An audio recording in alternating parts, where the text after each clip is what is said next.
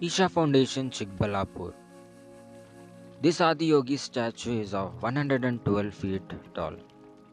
The Isha Foundation, Chikkaballapur is around 55 kilometers away from Bangalore. So we are on the way to Chikkaballapur. On the way, we can see the beautiful landscape of rural Bangalore. Adding to that, something has to be said, right? As we are on the way to Isha Foundation, I thought of explaining you about a book. The book name is Inner Engineering, written by Sadhguru.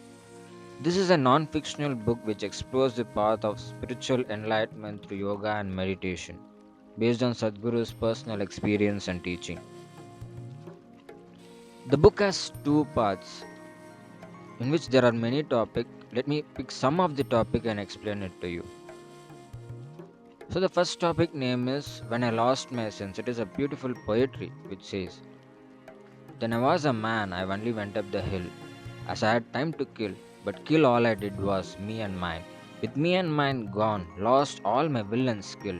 Here I am, an empty vessel, enslaved to divine will and infinite skill. So let me elaborate it. When Sadhguru was at the age of 25, he says, One afternoon I went up Chamundi Hills. Chamundi Hills is near Mysore. So he says, I parked my bike and sat on a rock, some half a distance away from the hilltop. Until that his experience about body is him as a body separately and outside world is different.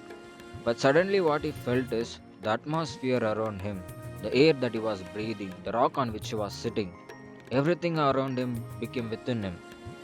What he was seeing became a part of him. When he returned to his normal sense, he felt as if only 10 minutes has elapsed. But it was 7:30 in the evening. 4.5 hours had passed. So by this Sadhguru says that this condition of well-being since that afternoon on Chamundi Hills is not a dream. It is a living reality. Yes, it is a reality. We forget that our body is a product of nature. Nature and our body is one and the same.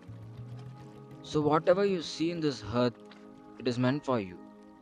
It is the birthright of every human being. Next we have a topic called as the way out is it. What does it mean is everything what you have done in this life is for one single thing. Whether you sought a career, built a family, made money, because you want one thing, joy. So he says, if you would have born as any other creature in this planet like a dog or cat, their only joy is to fill their stomach. The moment their stomach is filled, they're quiet and peaceful. But when you come into this world as a human being, things change. Empty stomach is a problem, but full stomach gives you 100 problems. Survival is a question here. For human being, life doesn't end with survival. Life begins with survival. As today's generation people, our survival process is organized. Today you can buy anything without even stepping out of your house. Accessibility which we get today, 100 years before people were not getting it. We are the most comfortable generation to be have lived in this planet, but not most peacefully, most joyfully. So what can be done? We need to correct ourselves, right? Your success in this world depends especially on how well you use the power of your body and mind. So, in order to achieve success, pleasantness has to be the fundamental quality within you. Above all, medical and scientific evidence are there that body and mind function at their best when you are in a pleasant state. To understand it better, Sadhguru has given a story, a bull and a pheasant story. The story starts like this. On a certain day, bull and a pheasant was gazing on a field. Looking at the huge tree at the edge of the field, the pheasant said, There was a time I could fly to the topmost branch of this tree. I do not have enough strength in my wings to even get into the first branch. The bull said notoriously, Just eat a little bit of my dung every day, watch what happens. The pheasant said, What rubbish, what nonsense idea is this?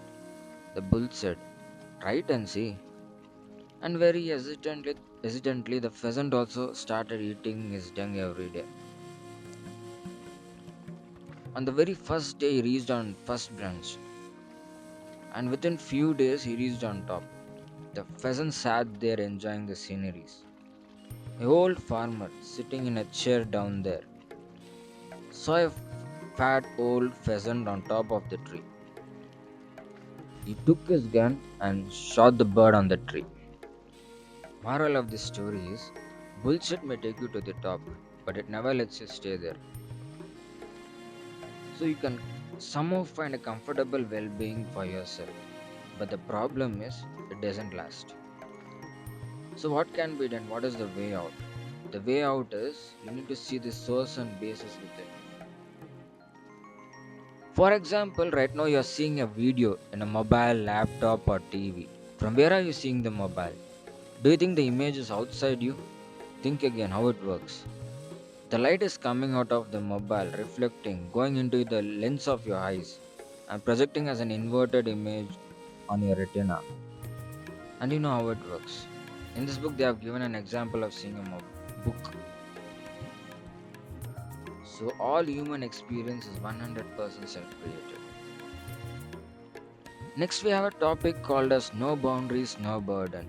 This topic is all about responsibility. What is responsibility? Who is responsible for the way you are right now? Your gene, your father, your mother, your wife, your husband, your teacher. Who is responsible? Responsibility is a misunderstood term nowadays. Responsibility doesn't mean taking on the burden on your head. It doesn't mean accepting the blame the things for the things you have done or not done. Responsibility simply means ability to respond. Responsibility is freedom. Next topic is about yoga. It says about yoga and what exactly is yoga.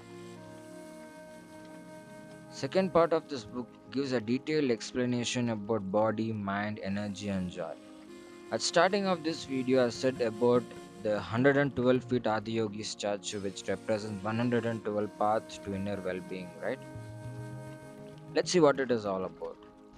The 112 feet Adiyogi statue at Isha Foundation Chikkaballapur symbolizes the 112 possible ways a human being can attain moksha, that is, ultimate well being. This method are believed to be the ways to achieve self realization.